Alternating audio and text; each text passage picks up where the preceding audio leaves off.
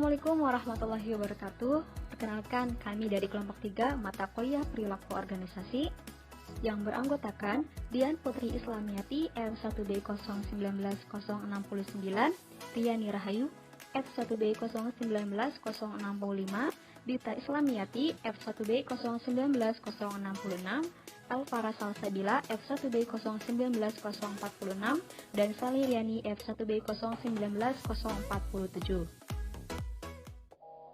Pada kesempatan kali ini, kami akan mempresentasikan mengenai struktur organisasi. Apa sih itu struktur organisasi? Struktur organisasi adalah bagaimana pekerjaan dibagi-bagi, dikelompokkan, dan dikoordinasi secara formal. Struktur organisasi menjelaskan pengaturan berbagai elemen organisasi agar pada tempat dan fungsinya masing-masing sehingga efektif untuk mencapai tujuan. Untuk yang selanjutnya adalah mengenai jenis struktur organisasi. Yang pertama, struktur organisasi berdasarkan fungsi. Struktur organisasi jenis ini menggabungkan semua orang yang terlibat dalam suatu kegiatan atau beberapa kegiatan terkait menjadi satu bagian. Untuk yang kedua adalah struktur organisasi berdasarkan produk. Struktur organisasi berdasarkan produk adalah struktur organisasi yang mengumpulkan dalam satu unit kerja semua yang terlibat dalam produksi dan pemasaran dari sebuah produk. Untuk yang ketiga adalah struktur organisasi matriks. Pada struktur organisasi matriks terdapat dua jenis struktur yang berjalan secara serempak. Pertama, bagian fungsional tetap atau permanen memiliki wewenang atas pelaksanaan standar profesional unit mereka. Yang kedua, bagian tim-tim proyek diciptakan sejauh dibutuhkan untuk menjalankan program-program khusus. Mengenai bentuk struktur organisasi, terdiri dari 4. Yang pertama, organisasi garis atau lini, organisasi fungsional, organisasi lini dan staf, organisasi lini dan fungsional. Organisasi garis atau lini, suatu bentuk organisasi di mana pelimpahan wewenang langsung secara vertikal dan sepenuhnya dari kepemimpinan terhadap bawahannya. Organisasi lini ini diciptakan oleh Henry Fayol. Ciri-cirinya, hubungan antara pimpinan dan bawahan masih bersifat langsung melalui satu garis wewenang. Selain top manajer, manajer di bawahnya hanya sebagai pelaksana, jumlah karyawan sedikit, sarana dan alatnya terbatas. Bentuk lini ini pada perusahaan perseorangan, pemilik perusahaan adalah sebagai top manager. Untuk yang kedua adalah organisasi fungsional, diciptakan oleh Frederick Winslow Taylor, yaitu suatu bentuk organisasi di mana kekuasaan pimpinan dilimpahkan kepada para pejabat yang memimpin satuan di bawahnya dalam satuan bidang pekerjaan tertentu. Ciri-cirinya organisasi kecil, di dalamnya terdapat kelompok-kelompok kerja atau staf ahli, spesialisasi dalam pelaksanaan tugas, target yang hendak dicapai jelas dan pasti, pengawasan dilakukan secara ketat.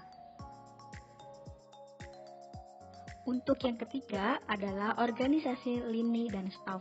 Kombinasi dari organisasi lini dan organisasi fungsional. Pelimpahan wewenang dalam organisasi ini berlangsung secara vertikal dari seorang atasan pimpinan hingga pimpinan di bawahnya. Ciri-cirinya, hubungan atasan dan bawahan tidak seluruhnya secara langsung, karyawannya banyak, dan organisasinya besar. Dan untuk yang ketiga adalah organisasi lini dan fungsional. Organisasi yang masing-masing anggotanya mempunyai wewenang yang sama.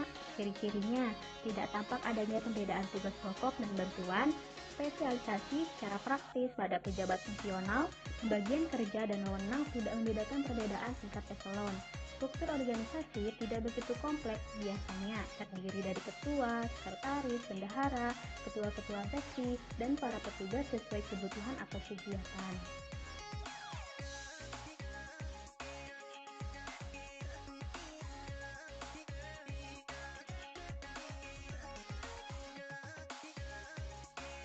Struktur organisasi secara relatif tidak permanen. Organisasi ini hanya dipakai sesuai kebutuhan atau kegiatan. Tugas pimpinan dilaksanakan secara kolektif. Semua anggota pimpinan mempunyai hak, wewenang, dan tanggung jawab yang sama. Para pelaksana dikelompokkan menurut tugas-tugas tertentu dalam bentuk satgas atau satuan tugas.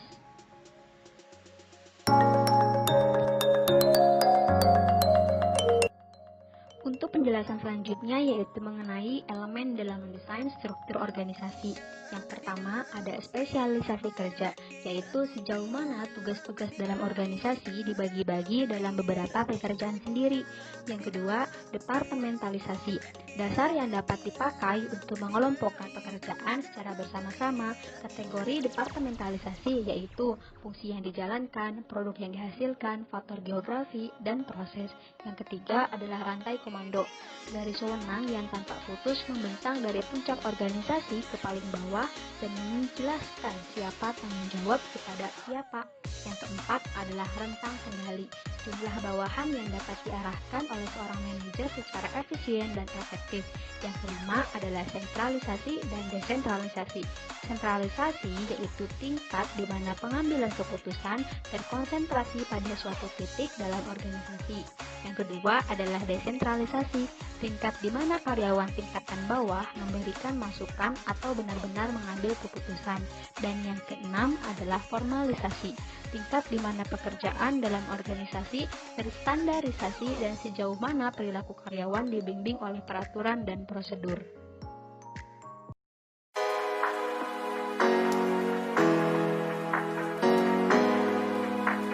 Penjelasan selanjutnya yaitu mengenai model desain organisasi yang terdiri dari dua model. Yang pertama adalah model mekanik, yaitu desain organisasi yang menekankan pada pencapaian produksi yang tinggi dan efisiensi.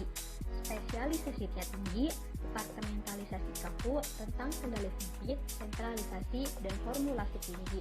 Yang kedua adalah model organik, yaitu desain organisasi yang menekankan pada kemampuan adaptasi dan pengembangan. Spesialisasi rendah, departementalisasi luas, tentang kendali melebar, desentralisasi, formulasi rendah, dan adanya suatu komunikasi.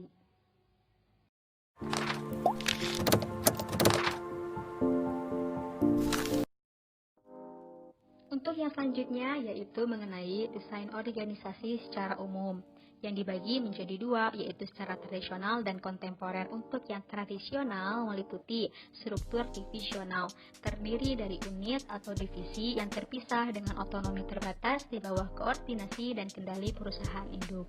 Untuk yang kedua, struktur simple, departementalisasinya rendah, rentang pengendalian yang luas, wewenang tersentralisasi pada satu orang, sedikitnya formalisasi. Untuk yang ketiga yaitu struktur fungsional, departementalisasi berdasarkan fungsi operasi, keuangan, sumber daya manusia, penelitian, dan pengembangan produk. Untuk yang selanjutnya adalah mengenai desain organisasi kontemporer. Yang pertama yaitu organisasi tanpa batas, desain organisasi yang fleksibel dan tidak terstruktur yang berniat memupus batasan eksternal antara organisasi dengan pelanggan dan pemasok, menghilangkan batasan internal komando dan menghapus batasan eksternal. Untuk yang kedua yaitu struktur tim, seluruh organisasi dibuat bekerja secara berkelompok atau mengatur sendiri dengan memberi wewenang kepada pekerja atau pemberdayaan pekerja. Untuk yang ketiga yaitu struktur matriks dan proyek. Pakar dari berbagai departemen fungsional bekerja bersama dalam proyek yang dipimpin manajer. Rantai komando bersifat ganda dan pada struktur proyek pekerja bekerja secara berkelanjutan dalam suatu proyeknya. Dan untuk penjelasan selanjutnya adalah mengenai strategi dalam organisasi. Strategi organisasi adalah penentuan dari tujuan dasar jangka panjang dan sasaran sebuah organisasi, penerimaan dari serangkaian tindakan, serta alokasi dari sumber-sumber yang dibutuhkan untuk melaksanakan tujuan tersebut. Untuk yang selanjutnya adalah tingkat strategi organisasi. Yang pertama adalah strategi kooperasi. Strategi kooperasi dirumuskan oleh manajemen puncak untuk mengendalikan kepentingan dan operasi perusahaan yang memiliki lebih dari satu lini usaha. Yang kedua adalah strategi unit bisnis. Strategi unit menyangkut kepentingan dan operasi bisnis unit tertentu. Dan yang ketiga yaitu strategi tingkat fungsional. Strategi tingkat fungsional mengarahkan kegiatan dalam bidang fungsional seperti keuangan, pemasaran, penelitian, dan pengembangan sumber daya manusia dan juga produksi untuk beroperasi yang mendukung setiap unit bisnis. Selanjutnya adalah mengenai ukuran organisasi. Ukuran organisasi adalah pembahasan mengenai besar kecilnya suatu organisasi, serta apa dan bagaimana dampaknya terhadap pengelolaan organisasi tersebut.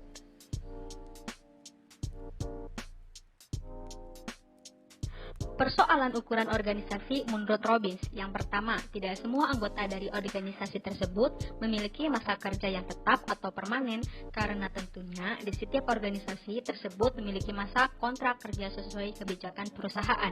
Yang kedua, hubungan antara ukuran organisasi dengan jumlah anggotanya. Skala ukuran masing-masing tiap jenis organisasi tentulah tidak sama, ditentukan oleh masing-masing bidang organisasi.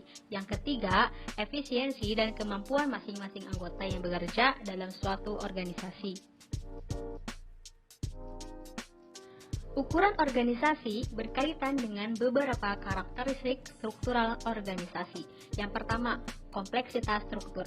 Kompleksitas struktur menunjukkan pada derajat diferensiasi yang terdapat di dalam sebuah organisasi. Yang kedua, formalisasi. Formalisasi menunjukkan tingkat penggunaan dokumen dan aturan tertulis dalam melaksanakan kegiatan organisasi. Dan yang ketiga adalah sentralisasi, menunjukkan pembagian kekuasaan dalam pengambilan keputusan menurut tingkatan hierarki dalam organisasi.